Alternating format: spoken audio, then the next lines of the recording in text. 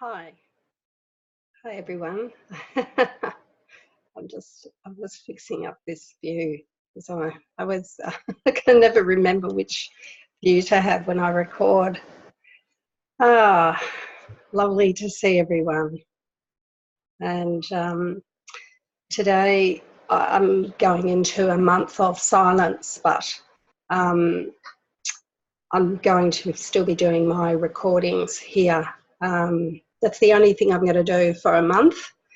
So a few of the group that are the Course in Miracles group that I'm in Melbourne, they're joining me for a month of silence. So I did a little video on it. It's up on my YouTube channel, but it's really about just a dedication to silence. It's not that you can't speak. So it's more about just noticing anything that you use as a distraction and it's a really beautiful time to become aware of the ways that we distract ourselves or use things in the world to maybe distract ourselves or chase some pleasure. So the month of silence is a great way to give a little bit more emphasis to attention to watching your mind. And so I'll just give a really quick overview here in this video here that it's really about a dedication to your mind, about just going a little bit deeper. So, maybe a dedication to practicing meditation a little bit more.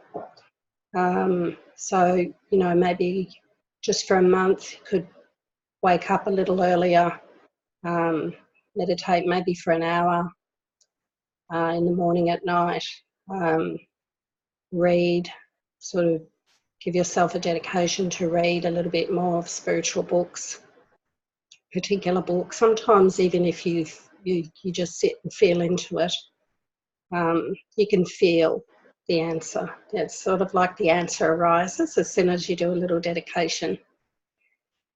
So sometimes it can be, you might be guided to a particular book or a particular section or you could work on a particular concept of spirituality. You could spend a whole month in, start the month off by just saying, I'd like to understand more of what this dream is, how it works, how to understand it or realise it. But a lot of the time, the answer will come as an experience, some maybe mystical experience, what they call mystical, but really they're just experiences where our true mind is waking up. And because those experiences of our true mind waking up, we call it a mystical experience and we get very excited about it and talk about it with others. But, in reality, that is our true nature coming through.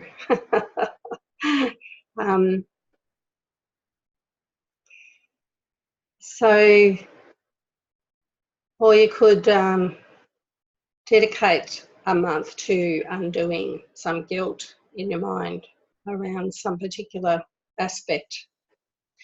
So if you're feeling guilty about being a daughter or a son with your father or mother or both, or you feel guilty as a mother with your children or grandchildren, or you feel guilty as a friend, the guilt's actually the really deep hidden guilt from believing we're separated from God, but most can never experience it that way. It's very unusual to feel that guilt.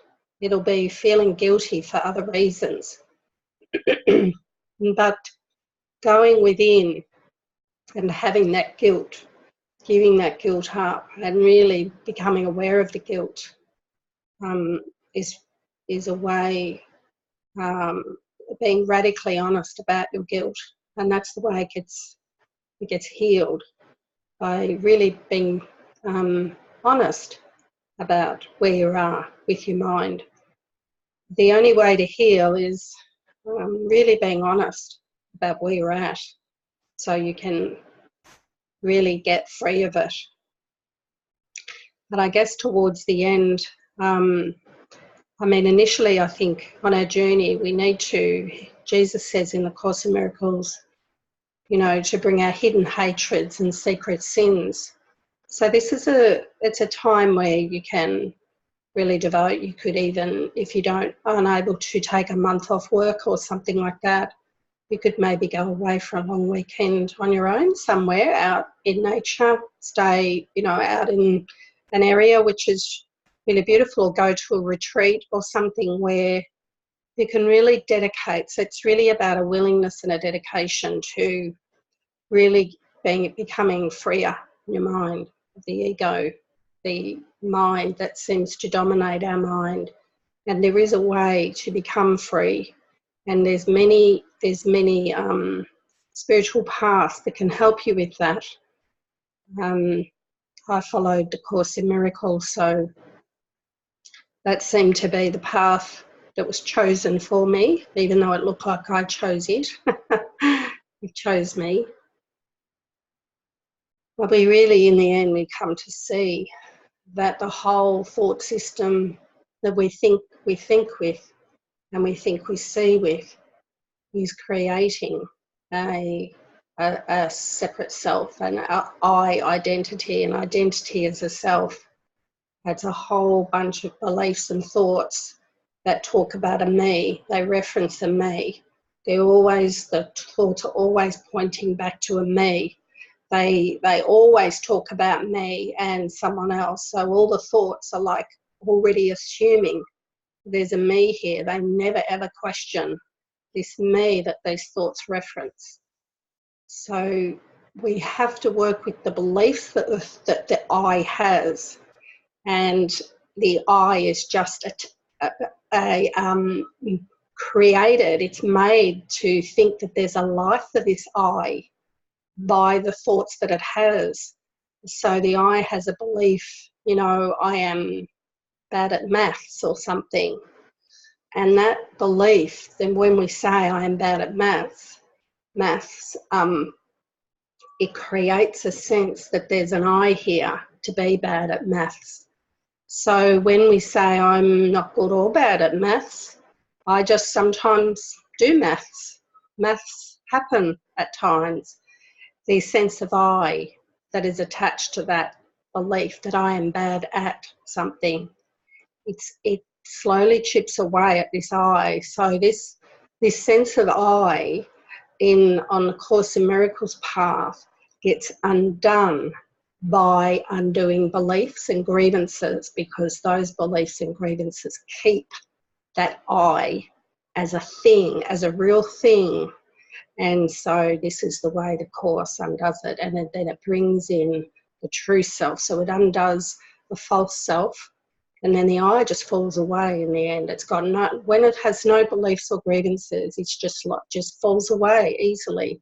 You don't have to do anything. Your journey is about practicing forgiveness, and the forgiveness is undoing these beliefs.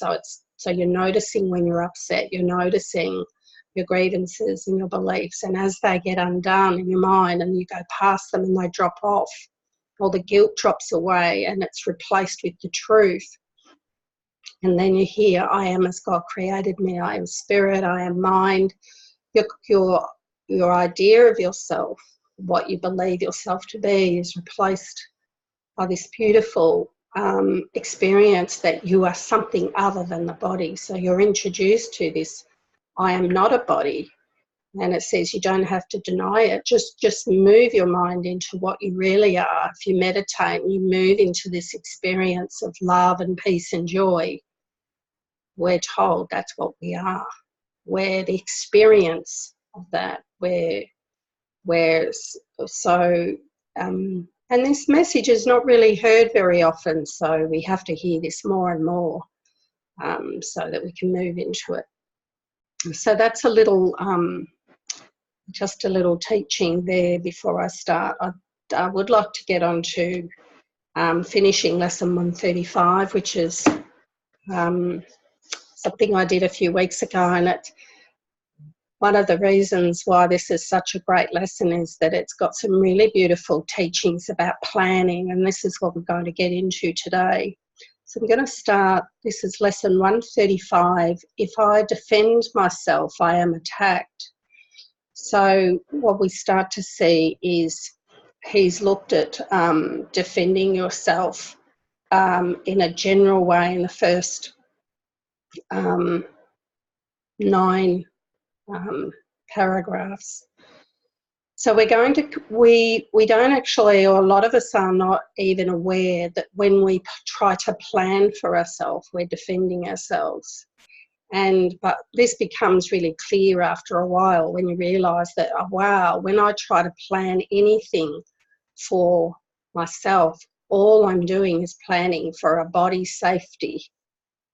You know, and that goes back to, I believe I am a body, and I believe I am, I can be attacked, because why would you plan for a body, for what you believe is your body's safety, unless you feel weak and vulnerable, unless you believe yourself to be only a body, or in a body, or as a body. So Jesus is leading us to just very, very gently to undo this idea that we are just a body, and then eventually we'll have the experience as being something that's not a body, and that is, and actually realises that who I am is just at the moment coming through a body, but is nothing, is not in the body. So this is part of the spiritual path, is to work with where we're at, and then very, very gently undo that. So there's no rushing, there's no need to get upset if you're not, if you don't think you're as far along as you should be. Just keep working with the ideas, and sometimes it can take years. Some people get it very quickly, some people are like the snail, some people are like the hare. It doesn't matter, just do it. Just do it every day. Just wake up and give it your best shot. Some days you'll be really good at it, and some days you'll be really crap. And, you know, that's it. You know, just say, okay, today I wasn't so good at it. Don't judge yourself. Just be gentle. The most important thing is to be really gentle on yourself, and just say, okay, that's all right. Tomorrow's another day, or this afternoon I'll start after lunch again, and I'll just do whatever I need to do, whether it be remember to repeat a lesson, something that really resonates with you, that can really bring the truth into your mind. So we're going home, it's like a ladder, we go home up a ladder. That's an analogy, of course. But really, we actually go home in our mind the way we came out. So the Course says we had all these steps away from our holy mind. And so we're going back the way we came. So we're undoing the steps, so we're going that way. So this is about defending our body. So part of our journey is to really stop defending. And if you have a think about how this world operates, is everyone defends against their body all the time. Every time you breathe, every time you eat, every time you have a shower, you're defending your body, you're looking after it. Now, there's nothing wrong with looking after your body normally, but all it is about watching all the ways you fear its suffering or its demise. So we're just asked here in this section of the Course, he's going to bring in this beautiful teaching on for us to look at what we're doing and really ask us to change how we go through this. So I'm going to start at paragraph 10. Defend the body, and you have attacked your mind, for you have seen in it the faults, the weaknesses, the limits and the lacks from which you think the body must be saved. You will not see the mind as separate from bodily conditions, and you will impose upon the body all the pain that comes from the conception of the mind as limited and fragile and apart from other minds and separate from its source. So when we defend the body, we're really in that really sleep state where we believe our mind is separate from other minds and that the body is limited and fragile. These are the thoughts in need of healing, and the body will respond with health when they have been corrected and replaced with truth. So if you're sick or if you're in pain, all you need to do is correct your mind. Have the Holy Spirit or the universal wisdom correct it, correct the grievances and the beliefs and the guilt, and the body will respond with health. So this is such an important part. You use your medication if you need to. Don't make yourself wrong or guilty. Just keep using it until you feel that you don't need it anymore, and that will just be revealed along the way. And don't give yourself a time limit. Just do what you need to do. It might take you 20 years to get to a stage where you can be free of using medication. So it's really about not rushing or not trying to get there any sooner. It's really about how willing you are and how dedicated you are to practicing this.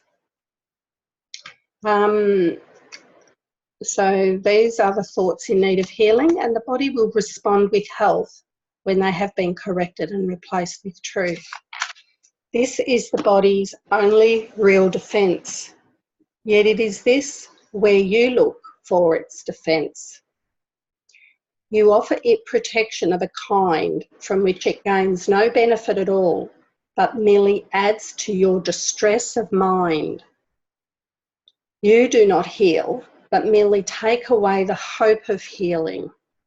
You do not heal, for you fail to see where hope must lie if it be meaningful.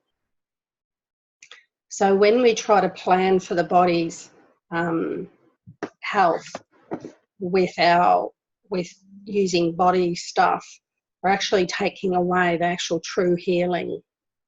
A healed mind does not plan. It carries out the plans which it receives through listening to wisdom that is not its own. So this wisdom, you might call it the Holy Spirit or your guidance or universal inspiration, the voice for love, the voice that loves you. It waits until it has been taught what should be done and then proceeds to do it. It does not depend upon itself for anything except its adequacy to fulfill the plans assigned to it. It is secure in certainty that obstacles cannot impede its progress to accomplishment of any goals which serve the greater plan established for the good of everyone. So I'll just recap on that particular paragraph. When I first heard this comment bandied around in course, so you get these little memes, a healed mind does not plan.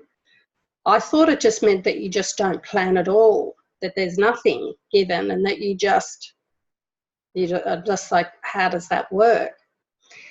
But actually what it means is a healed mind does not plan with the ego. Then it goes on, it says it carries out the plans which it receives through listening to wisdom. So I've spoken to a few awakened minds, and they do get things to do. Sometimes people get very unusual things to do and they do it, and then 12 months later something comes in and it's for that particular reason, and they don't know why they're doing something the way they're doing it. So the one thing about I'll just talk a little bit about my experience with following the Holy Spirit's plan versus the ego's plan, which I used to do. I haven't done for a while now. The ego's plan, put it this way, it never works, right? So the way we plan with the ego is we constantly concern ourselves with future problems. So in the way the ego mind works is it's always imagining future suffering or future problems or something about, it's always about the body's protection. And so it might say, I don't have enough money, or I don't have enough financial security for the future, or I'm going to be lonely, so I need to find a partner. And so the ego's planning is all about, I'm going to suffer sometime in the future, and I need to plan so that I don't suffer. And so then it comes up with lots of ideas about how it tries to plan, but it always uses the past. It has no expansive view. So it uses the past thoughts, the past in our minds, and then it goes ahead and it says, okay, you need to work, rather than 40 hours, you need to work 80 hours a week so that you can accumulate all this money that you need. Or it just goes ahead. But what it does is when it puts one plan out, say it says, oh, you need to get a better job that pays more money or something. So it's then plants the idea in your mind about what you need. But then straight away after that, it will bring in a suffering or loss thought about that plan. And it'll say, oh, you'll be very tired then, you won't have any time to really relax or enjoy yourself. So anytime the ego plans for some future lack, some imaginary lack that it perceives, so it perceives an imaginary lack, it projects an image in your mind of you suffering as a body. And then it also tries to bring in the answer. And then as soon as it brings in the answer, the next thing it'll bring in is that it won't work, or there'll be some suffering or loss or whatever. And then it goes, okay, so it goes back to the original problem, and then it tries to come up with another solution. And so it brings in, you start thinking about it, well, if I don't work extra hours, maybe I could save more money, maybe I could stop spending as much money. So then it says, okay, that's the answer. So imaginary problem, imaginary solution, and then the next thought is there'll be some loss or sacrifice from that. So what happens is these thoughts, when we start to really observe the way the ego mind thinks, we start to see how we've been thinking and how we get so caught up. When we're in the ego's thought system, so what happens from that is we start to get really anxious, because what happens is the ego never brings in a proper answer. It can't find, it's this imaginary problem that we believe. So we're getting anxious because we're in the trying to perceive the answer, and then always finding out that the ego will always say that won't work in some way. So that's how anxiety is set up in our mind. That's what we call anxiety. It's a feeling of hopelessness and depression because the imaginary problem is believed to be true, and then we're asking a thought system that has no idea about anything, but we're believing it. So we're going to ask a thought system that believes the imaginary problem as real, and then we're asking a thought system that can never have an answer. So you can see how this thought system it's a failed thought system, but only you can actually see that. When you're actually in that thought system, you're believing that there's some way of happiness through this thought system. That's why we really need time in silence to really look at it, how it works. And the reason why we're asked to look at the ego and to really understand the ego is the reason why we're really asked to do that is so that we can see that it's failing and that we're caught up in it and we're experiencing this experience of depression and hopelessness and anxiety by planning with the ego. So once we see that the particular way it's trying to be solved, this imaginary problem is being solved and then being told that that's that thing that we're trying to solve, and then we go in like 5 different ways that we can solve this imaginary problem, and then 5 different ways that seemingly solving that problem won't work. We then say, okay, that doesn't work, and then we come back to the imaginary problem, and then we're in spirituality. We're just asked to focus on the present and see that that is an imaginary problem. So this is why it's such an important area with the planning side of our minds, is that we have to. So I encourage anyone that's listening to me to really look. Don't just take my word for it. Like the Buddha said, you know, don't take my word for it. Look for yourself. Because if you just listen to me and say, oh, that sounds really great, yeah, well, no, great, off I go, and keep doing all your planning with the ego, you won't get anywhere. You have to. That's why spirituality is about looking for yourself.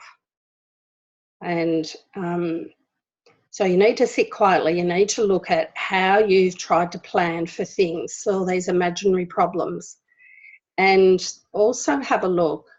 Have any of these imaginary problems ever come to fruition? And a lot of them that you worry about and spend all this time planning and concerning yourself and talking to everyone about, they just never happened. And I know for myself, I worried for 30 years about financial insecurity, and yet every single day of that 30 years, I had food, I had a bed to sleep in, I had clothing, I had everything I needed, and yet every day I worried. I missed my life. I missed living. I missed the present because I was constantly in the future and the past. I was missing the beautiful moment, which is always here. And I think I've shared that as I got to my 50th birthday, I thought to myself, I don't want to live the way I've been living for the last 50 years in constant anxiety. Now, when I say constant, it wasn't like every moment. It seemed to sort of go up and down quite a bit. But even in the down stages, you know, even when there was a little bit of a reprieve, there were still concerns. I was not living in the clear mind, the free mind. So it was either 2 choices: check out of this, you know, but I didn't at that stage realise I'd just be coming back into the dream as another body. Or really dedicating myself to finding the truth, to be happy. So when I came across the course and it said I could have the peace of God, I could be happy, I said, okay, I'll do whatever it takes to get that. I want to be free. I wanted to be free more than anything else, because I was prepared to die for it. I was definitely saw how my mind worked, but I didn't know where the problem was. I didn't know the problem was my thoughts. I had no idea at that stage that I was thinking with a thought system that was not my friend, and it had no idea. And I didn't even know there was another mind that I could think with, that there was, I mean, even when you say think with, it's like God's mind, or a free mind, or an awakened mind, or a clear mind. It doesn't have thoughts like the ego's mind. It just has, I guess, what we've been reading here, it has no concerns for itself as a body. So a free mind actually links into a mind that is really not concerned with a separate self. It knows just to take a very light caring of the body and, where it lives, and it has food and whatever else. But its really main concern is really just helping others awaken and giving this message and just being love. So to me, my purpose now here has completely changed. I just haven't had any thoughts. I literally, it's impossible for my mind to concern itself with the future. It's like I can't even do it. I can't make myself worry about the future because it doesn't happen. And that was when it first happened like that. It was quite startling. It was such a contrast. But now it's been a few years, and it's very normal to live effortlessly in the present with. And yeah, I just get guidance on what to do and where to go. And so I got guidance to go into a month of silence. And then as soon as I had that, it was about 2 weeks ago, and I had that guidance to go into silence. Immediately that night, as I got into bed, I got shown what I would be working on for the month. And in fact, I got told it started. It started straight away. So, and so some things have come in. So there was a bit more of a quietening, but it was really about the quietness or the silence is the guidance that I received was to offer it to others, to see, just so that it was a light offering out, to see if anyone's minds were sparked by the idea of going into silence. And as I said, it doesn't mean that you don't speak. It's more about that you make your conversation purposeful. So it's either the practicalities, or if someone wants to talk about some issue or something like that. But I do a lot of one-on-ones, and I'm starting to get a lot more people contacting me, and I really needed to really stop all that. And so the 2 groups I do, I've stopped, and so this is the only thing I'll be doing for the next month. I'll just be doing a talk, which I felt guided that was okay to do this.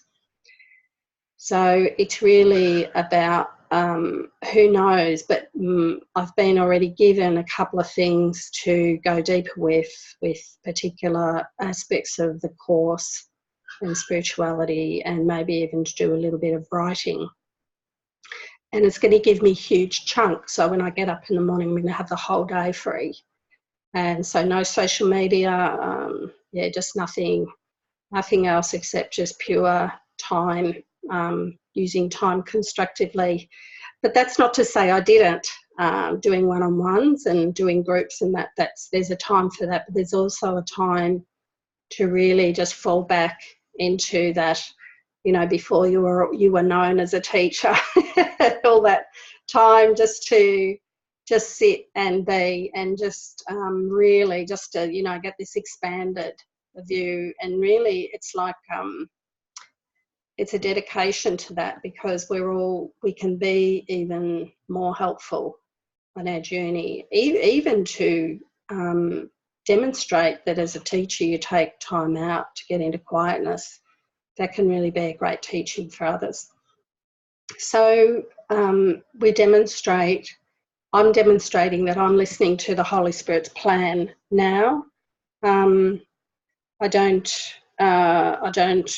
ego doesn't, that stopped years ago. The ego's plans, all the worrying and the imaginary problems projected into the future. So, all that step, the first step, the imaginary problem, the second step is the ego trying to answer the imaginary problem and then the third step telling you that that solution won't work. So those 3 steps are where anxiety and depression come in, through trying to plan with the ego. So we want to get back to listening, so get into some silence, into some quietness, to meditate, really quieten your mind, and start to become free of this ego's raucous shrieks, and it's like a little toddler demanding to be heard and to be followed, and all hell's going to break loose if you follow the Holy Spirit. You know, it becomes aware that there's another mind or another aspect of your mind that's completely free of this idea it needs to plan.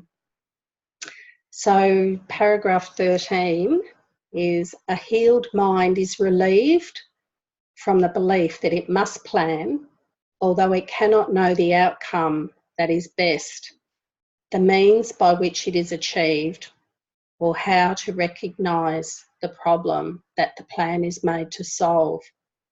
It must misuse the body in its plans until it recognises this as so.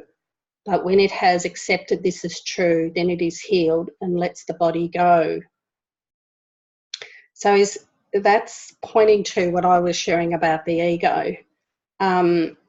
And a healed mind is relieved from the belief that it must plan. So everyone in ego is always planning. You know, you hear, oh, you know, I'm got to go and get this because I'm concerned about, and it's always, so the healed mind is relieved from the belief that it must plan. But he says, he talks about the ego. He says, although the ego mind, cannot know the outcome that is best, you see, it can't know any outcome that's best for you. The ego seek and do not find, so it's never ever going to know the outcome.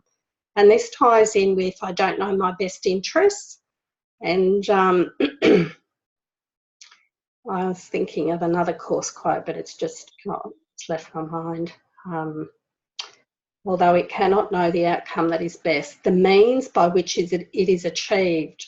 So the ego doesn't know the means, so it doesn't know the outcome that is best, and it doesn't know how to get to that outcome. Even if it did try to find it, it couldn't know how to get there,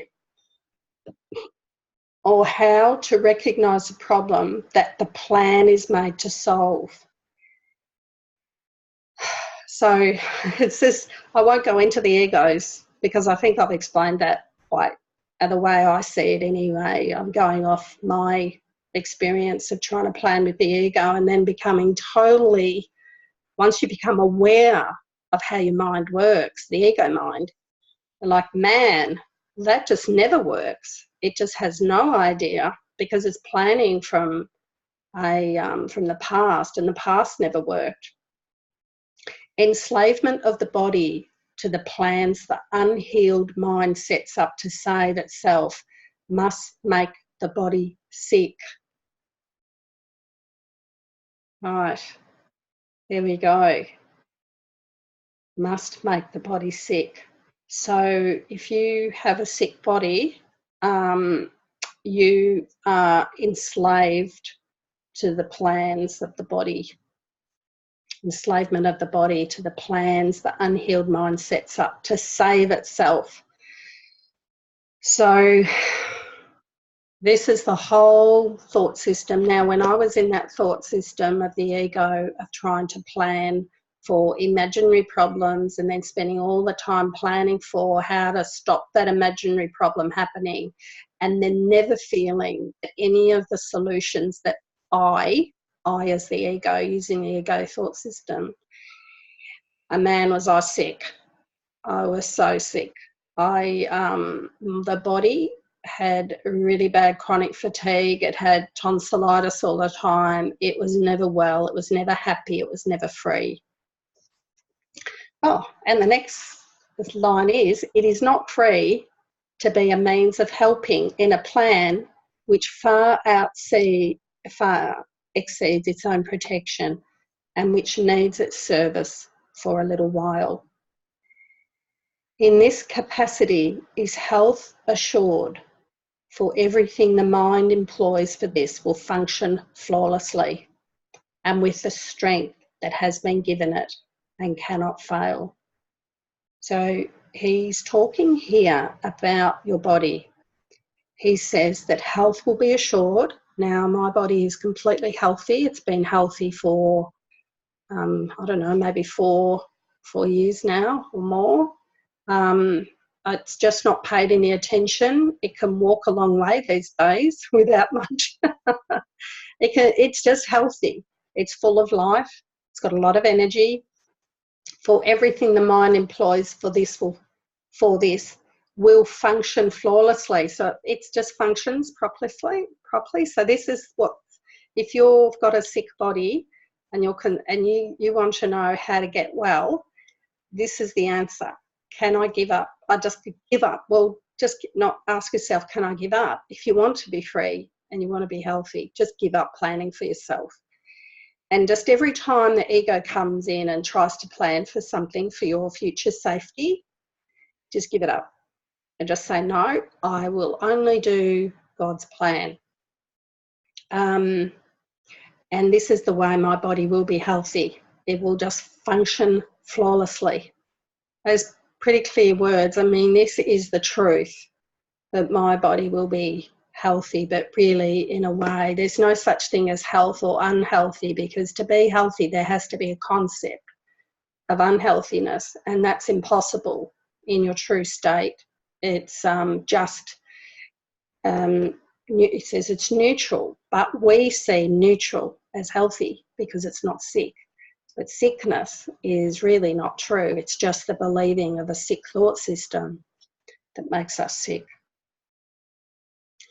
So it is not free to be, oh no, I'll go a bit further. In this capacity is health assured, for everything the mind employs for this will function flawlessly. So when we're in, just in our own quiet space, hearing the plans the Holy Spirit has for us. And the plans the Holy Spirit gives us can be to just get quiet, just to be more quiet. It's not always about I've got to get out there and help someone become aware of the truth. A lot of my journey so far has been more and more about the inner work, deepening into the inner work, deepening into the inner truth. So it's just to be aware that if you've got this idea, that it seems to me that a lot of course students really click onto this little teaching where it says, I'll be told where to go and what to do and what to say and to whom. And it feels like all of a sudden the ego gets hold of, oh, I'm going to be really action-filled. I'm going to be getting up in the morning and I'm going to go and I'm going to be talking to lots of people and I'm going to be saying these words of truth. Now, it might be that way, but that's not been my experience. My experience has been that I've been guided to go deeper and deeper and to be more quiet. There's only been, during my week, although recently there's been a lot more talking and sharing with others. I think there is a period on our path. I was guided by my teacher for the first 5 years to try to remain as quiet as I could. And I'm really glad I had a teacher to tell me, because I think it's very easy to get out there and do a lot of teaching when you've had some sort of, what they call awakening, which is just, seeing things as they are, clear. But also there's part of the course says that the veil can come down very easily again. You can go back to sleep. Now, not a lot of people hear that. And a lot of people think that awakening is just one thing. It's actually a series of awakenings, and you might have a huge, big ripping apart or dropping away of the ego, but some experiences that are very small droppings away, and then they're just clear. So however it happens for you, but just so I'd just like to share from my own experience that to really dedicate or allocate time in your life with time to really making sure that you maintain this clear mind by giving yourself periods of quietness and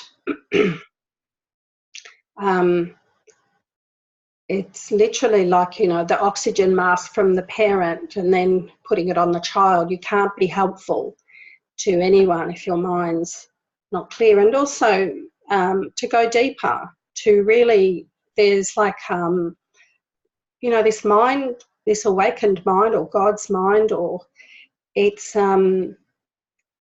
has a depth to it. Jesus, in the development of trust, he gets to the final section and he talks about a period of achievement. And he doesn't say it's one moment of achievement. He says it's a period of achievement. So our mind is going to go deeper. It's going to, when I say deeper, I mean it's going to realise a deeper truth. It's going, it's like when you have the awakening or the seeing the real world, it's like a ripping apart. It's like a seeing everything differently and everything just becomes love. It becomes the same. It's unified as love because it's not seen as separate. So the perception's changing and everything's not viewed. It's really not even looking at things, but the things are seen, but it's not when you say, oh, the trees, the same as the sky, is the same as the grass, is the same as the window. It's that everything is seen as love, as God, and it's beautiful. And your mind, that's because your mind has shifted its awareness of separation. It's moved into a holographic mind. But there's a deepening of that. There's a seeing of it, and if you rush out too quickly to teach and to share that, it's very easy to really deepen into that and really let that settle and mature. So if you have had some spiritual awakening or some mystical experiences that are pointing the way, just wherever you are, just, the thing is you'll have the plans given to you, what you need to do. But eventually, what we're going to be doing is where I'm going at the moment is really deeply into healing. I want to, because the miracles in A Course in Miracles, I don't know that there's been many minds that have really understood the deeper message of A Course in Miracles about miracles and healing, and it's all the way through it. And I want to really want to understand what that's all about and how that's done.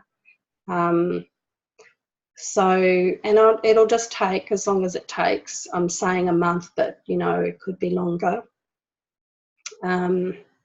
So that's my dedication at this stage, is to really see, to really free myself and really get a deeper understanding. Because if this world is, if we have dominion over this world through our mind, if this is a projection and it's not, it doesn't have any reality in itself, and it is coming from our mind. There's many parts of the Course that talk about how we can, where mind is limitless. And I want to look further into what that limitless means. I want to understand it in a deeper way. So that's where my dedication is heading, is just to go into all the sections of the course about healing, and there's a lot in Manual for Teachers. Because most people on the Course in Miracles give a lot of satsangs, and that's, you know, that's where in the early days of this teaching, it's only 50 years since this teaching came out, and it's very new. But, you know, I think there's a deeper, there's going to be ways where we just forget about the actual understanding it, and we really just come into truth. So even my course groups are changing, where I'm not interested in talking about the teachings. We're actually joining with Jesus together, and we're blessing each other with truth. So we're speaking out these words to each other. And so the last two groups, we have just purely joined with Jesus in our mind, asked for healing. And then the afternoon session is where we, the first group, the first week, we just did a blessing. So there was 12 of us in the group, and each one picked someone to say it to, and so it was something along the lines of, you are innocent, you are guiltless, you are love, you are perfect, you are the light of the world, you are a holy son of God. So that can be sometimes the first time someone has ever spoken those words to their brother. So what happens is the mind that's listening to it wakes up to the truth, hearing it from someone else. The mind that is speaking those words hears it about themselves, because whatever we think about a brother, we think about ourselves. And then in the second week, I asked everyone to pick something from the Course, some words or something from A Course in Miracles, something beautiful that you really loved. You can turn the terminology around from you to I, or from I to you, and use that as a blessing to each other. So it really, because the ego is the fear to love and the fear to bless, this can really, so I'm more interested in really overcoming, really getting people into a stage of the experience of this. And oh my God, it was so beautiful. We didn't record them, these sessions, because we didn't want anyone to have any fear of being recorded. So someone did actually record the morning session where we did the Jesus meditation, where we all quietened our minds and we all joined. What came through was we're all holding hands in a circle, really joined, the 12 of us, and some were on Zoom joining in. And Jesus was in the middle of the group and was standing there. So I just led them into a meditation, and I didn't know what that was going to be. That was all just coming through as it came in. And it gets people, all I'm doing is getting people to accept that Jesus is here for us. So I think this is the way, what I'm more interested these days is really getting minds to accept the love, this love. And if people have a fear of Jesus, they can use the Holy Spirit or some other, Yogananda or Brahmana or anyone you can join with. So I just say, just use that. And it's really beautiful. It's really, really powerful, because our minds are so scared and feel so unworthy of this love. So, and some people find it really difficult to do. And so during my period of a month in silence from the group, one of the ladies in the group is going to hold every morning. She's going to open the Zoom up, and they're going to join and they're going to do this together. So some of the group members have decided to do that on their own, to continue this, to go beyond the barriers of joining with the love. So there you go, that's the plans. And see, these is a demonstration of the plans that the Holy Spirit uses, and how we can be used to come into this love, and really by us being us demonstrating that we've done that. Because when I joined with Jesus in my mind years ago and had a huge healing in that visualization, because I felt so unworthy. Why would Jesus want to speak to me? he's got, you know, he's with Muji.